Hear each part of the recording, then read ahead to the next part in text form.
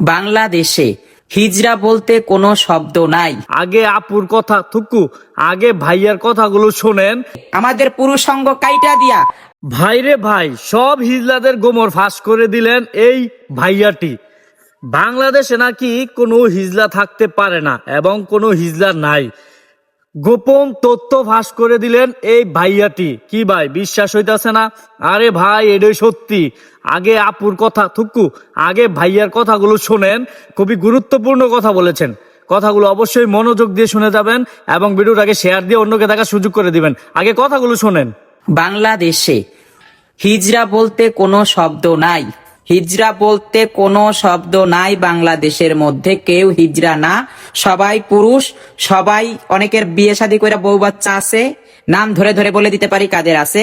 আমি চাই আমার যত বাংলাদেশের সাংবাদিক ভাইয়েরা আছেন আমাকে যেন একটু হেল্প করে, আমি মিডিয়ার সামনে যাতে দেশের সবাই জানতে পারে বিষয়গুলো, অনুরোধ করে জানাচ্ছি আমাকে যেন সুযোগ করে দেয়া হয়। বাংলাদেশে কোনো হিজড়া বলতে কিছু নাই। বাংলাদেশের সব যারা আছে এরা সবাই পুরুষ। এরা নিজের পুরুষ সঙ্গ কেটে কেটে হিজড়া হইছে। হ্যাঁ, নিজে কাইটা বলতে আমাদের যারা আছে, যারা বড় বড় গুরুমা আছেন, যেমন বকুল হাজি, আসমানি হিজড়া, বিউটি হিজড়া।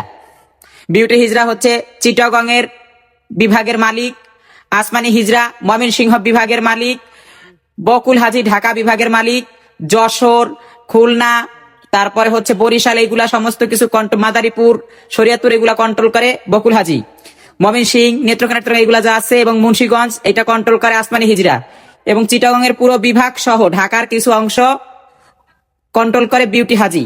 এরা টাকার জন্য আমাদের মতো কোন মায়ের বুক খালি করে আমাদেরকে আইনা পুরুষ থেকে আমাদের পুরুষ সঙ্গ কাইটা দিয়া আমাদেরকে হিজড়া বানাইছে। আর আজকে আমি সত্যি কথা বলবো বিধায়, আমি বলতেছি বিধায়, এই 3 জন সহ রাকিব মিরপুরের এ সন্ত্রাসী আমাদেরকে মার্ডার করতে চাচ্ছে।